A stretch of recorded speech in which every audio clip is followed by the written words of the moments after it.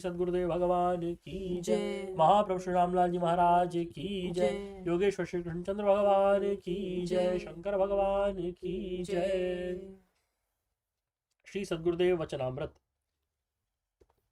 श्रद्धावान ज्ञान को पा जाता है किंतु संशय आत्मा नष्ट हो जाता है। सदगुरुदेव कहते हैं, अखिलात्मा श्री कृष्णचंद्र ने गीता में श्रद्धालु व्यक्ति ही ज्ञान प्राप्त करने का अधिकारी होता है, इसे स्पष्ट रूप से बतलाया। श्रद्धावान लभते ज्ञानम, अर्थात श्रद्धावान ही तत्व ज्ञान को पाया करता है। इसके विपरीत अजश्च श्रद्धानश्च संशयात्मा विनश्यति, अर्थात जो व्यक्ति अज्ञानी है, श्रद्धा रहित है और संशय आत्मा है, वह नष्ट हो जाता है। संशय व्यक्ति को कुछ करने नहीं देता, इसलिए वह अंत में विनश्यति की डिग्री को प्राप्त कर लेता है। इसलिए पहली बात यह है कि मनुष्य के मन में श्रद्धा होनी चाहिए। श्रद्धा सतोगुण वृद्धि का फल है। श्रद्धावान व्यक्ति श्रद्धा के आधार पर ही अपने सब कार्य सिद्ध कर लिया करता है। दूसरी बात है कि मनुष्य को अज्ञानी नहीं होना चाहिए, ज्ञानवान होना चाहिए। तीसरी बात है कि संशय आत्मा न हो।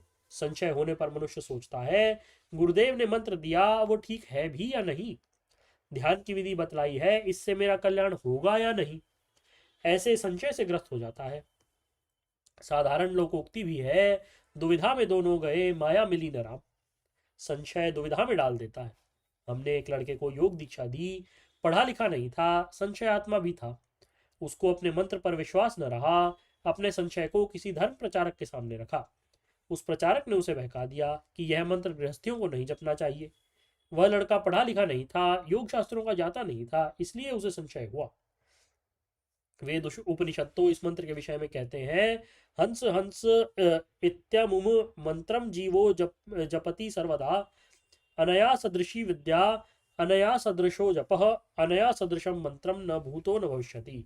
अर्थात हंस हंस इस मंत्र का जीव सदा जप करता है, इसके समान न कोई विद्या है, न कोई जप है और न कोई मंत्र है, ना ही कोई होगा।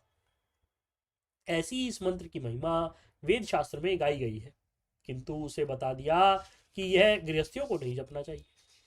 इधर अज्ञान था, साथ में श्रद्धा विहीन था और संशय आत्मा भी हो गया। ऐसे लोगों के विषय में भगवान के स्वयं शब्द हैं, अजश्च श्रद्धानश्च संशयात्मा विनश्यति। मनुष्य अज्ञानी हो, अश्रद्धालु हो और संशयात्मा हो तो उसका पतन हो जाया करता है। देखो, दो बातें होती हैं। योग दर्शन का एक सिद्धांत है, निर्माण चित्तान्यस्मता मात्रा। योगी जब अस्मतानुगत समाधि में पहुंच जाए तो उसमें चित्त बनाने की योग्यता आती है। वह अपने अनेकों चित्त बना करके एक साथ हजारों के पास जाकर मिल सकता है, बातचीत कर सकता है। ऐसे ध्यान योग के विज्ञान से वह हजारों व्यक्तियों के जो भाव हैं उसके चित्त में आ जाएंगे। यह है चित्त निर्माण का फल। और जिसको चित्त निर्माण करना आ जाएगा, समय पर उसको काय निर्माण भी करना आ जाएगा। इस प्रकार वह अपने अनेकों शरीर बना सकता है। मैंने तुम्हें बतलाया है कि आनंद कंद श्री प्रभु जी जब नेपाल हिमालय से आए तो कम से कम 25 से 30 शरीर धारण करके काय निर्माण करके आए। हम लोगों ने जिनकी चरण शरण ग्रहण की, वह तो उनका निर्मित शरीर था। नेपाल में जो शरीर है वह अब भी समाधिस्थ ही है। तुम यह न सोचो कि प्रभु जी कहीं चले गए, वह तो काय निर्माण से आए थे और काय निर्माण ही से चले गए। अभी 6-7 वर्ष पूर्व ही हमारा एक साधक बच्चा तपस्या करके नेपाल हिमालय पहुंचा। वहां किसी ब्रह्मचारी योगी से मिला। उस साधक से पूछा, बेटे तुम योगीराज चंद्र मोहन के बालक हो? उसने उत्तर दिया, हाँ जी महाराज, उन्हीं का शिष्य हूँ। उस ब्रह्मचारी ने कहा, तुम यहाँ प्रभु जी की याद में पड़े हो, चलो प्रभु जी ने तुम्हें याद किया है। वह योगी उस बालक को आकाश मार्ग से पल भर में ही वहां ले गया जहां प्रभु जी की स्फटिक मणि की गुफा है। प्रभु जी समाधि से उठे हुए थे। उस साधक को देख करके उन्होंने कहा, तुम हमें याद कर रहे थे, इसलिए हमने तुम्हें बुला लिया। तुम हमें छूना नहीं, बस दर्शन हो गए। ब्रह्मचारी से कहा, इसे वहीं छोड़ाओ जहां से लाए हो। ब्रह्मचारी उन्हें नीचे छोड़ गया। हमारा वह साधक मौजूद है, तुम पूछोगे तो सारी घटना बता देगा। मेरे कहने का अभिप्राय है कि नेपाल धाम में प्रभु जी अब भी मौजूद हैं। यहाँ पृथ्वी पर काय निर्माण करके आए। खैर, चित्त निर्माण करने की योग्यता योगी में आ जाती है, यह तो योग की बात है। योग में जिसको ऊंचा प्रवेश नहीं, क्या वह भी चित्त निर्माण कर सकता है?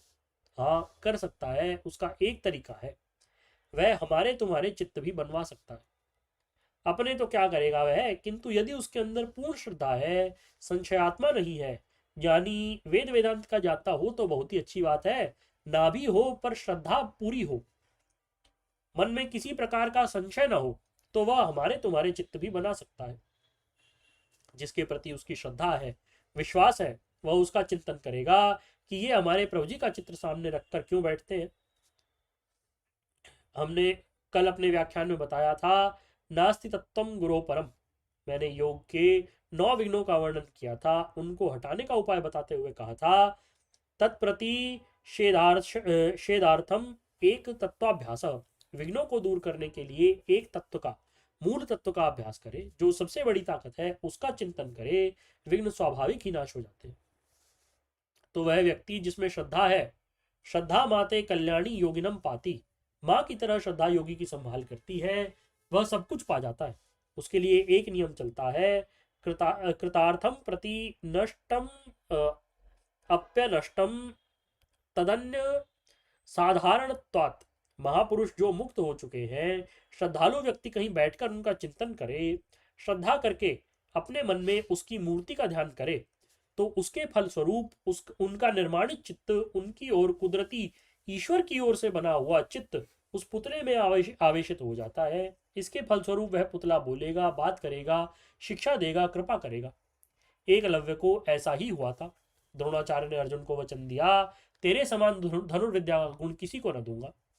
एकलव्य को द्रोणाचार्य ने धनुर्विद्या सिखाने से इनकार किया। उसने द्रोणाचार्य की मूर्ति बना ली, उसी को गुरु मान करके श्रद्धापूर्वक विद्या का अभ्यास किया। एक दिन अर्जुन और एकलव्य का सामना हुआ। एकलव्य ने अर्जुन के सारे बाण काट दिए। अर्जुन ने उससे पूछा, तू किसका शिष्य है? उसने कहा, मैं गुरु द्रोणाचार्य का शिष्य हूँ। अर्जुन जाकर के अपने गुरु से पूछने लगे, गुरुदेव, आपने तो वचन दिया था कि तुम्हारे बराबर विद्या किसी को नहीं दूंगा, किंतु उस भील के लड़के को आपने मुझसे अधिक गुणी बना दिया है। द्रोणाचार्य ने कहा, मैं नहीं जानता, तुम उसे मेरे पास ले आओ। वहां पहुंचकर द्रोणाचार्य ने एकलव्य से पूछा, बेटा तुम किसके शिष्य हो? ये बाण विद्या तुमने किससे सीखी है? एकलव्य ने उत्तर दिया, गुरुजी मैं आपका ही शिष्य हूँ। एकलव्य ने द्रोणाचार्य की मूर्ति बना रखी थी, उसी के ध्यान का अभ्यास करता था। वह मूर्ति क्रियात्मक हुई, उसकी श्रद्धा के कारण वह बना हुआ चित्त उस मूर्ति में प्रवेश हुआ। द्रोणाचार्य को इस बात का ज्ञान तक नहीं हुआ, किंतु उसके बने हुए चित्त ने एकलव्य को सारी विद्या सिखा दी। उसने योग विज्ञान से विद्या सीखी थी, किंतु उसके साथ अन्याय हुआ। द्रोणाचार्य ने कहा, यदि तुम मेरे शिष्य हो तो गुरु दक्षिणा में अपने दाएं हाथ का अंगूठा दे दो। उसके दाएं हाथ का अंगूठा मांग लिया। कायदे से तो द्रोणाचार्य ने विद्या नहीं सिखाई थी। उसने अपनी श्रद्धा से, योग शक्ति से द्रोणाचार्य के चित्त का आकर्षण करके उससे विद्या सीखी थी। यह तो ब्रह्म ज्ञान था, ईश्वरीय सत्ता की बात थी। किंतु मांगे जाने पर श्रद्धा के कारण उसने अंगूठा काट लिया। अंगूठा काट लेने के बाद भी उसने अर्जुन से मुकाबला किया और उसके छक्के छुड़ा दिए। मेरे कहने का अभिप्राय है कि एक योगी अपनी शक्ति से चित्त निर्माण करता है, और दूसरा वह श्रद्धा के आधार पर जिस पुतले का चिंतन करेगा उसका निर्माणित चित्त आ जाएगा और सारे गुण उसको दे देगा। सबसे बड़ी खास बात यह है कि हमारी यह योग विद्या पराविद्या है, इससे बढ़कर और कोई विद्या नहीं।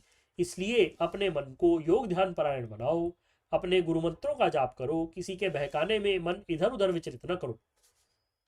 अज्ञश्च श्रद्धानश्च संशयात्मा विनश्यति। जो अज्ञ है, श्रद्धा रहित है और संशयात्मा है, वह नष्ट हो जाते हैं। कल मैंने अपने एक लड़के का उदाहरण देते हुए इस बात को बतलाया था। उसने हमसे लाहौर में योग दीक्षा ली थी। दीक्षा लेने के बाद उसे बड़े बड़े अनुभव होने लगे। भगवान राम, कृष्ण और शिव के दर्शन ध्यान में होने लगे। उसने जाकर के जय दयाल गोयंका से अपने ध्यान के विषय में पूछा। देखो, ऋषिकेश में गंगा किनारे झाड़ियों में केशवानंद अवधूत रहते थे। जय दयाल उनके दर्शन करने के लिए गए, उन्होंने इनकार कर दिया, दर्शन नहीं देंगे। इसके बाद भगवान कृष्ण ने केशवानंद से कहा कि ये मेरा भक्त है, इसको दर्शन दे दो। केशवानंद ने बात मान ली, बाहर आकर दर्शन दिए। हमारे उस बच्चे ने जयदयाल से पूछा कि हमारा यह ध्यान कैसा है। उन्होंने कहा, ध्यान नहीं, यह माया है। उस लड़के ने ध्यान का अभ्यास छोड़ दिया। उसका नाम सदानंद है, गोरा सा नाटा सा है।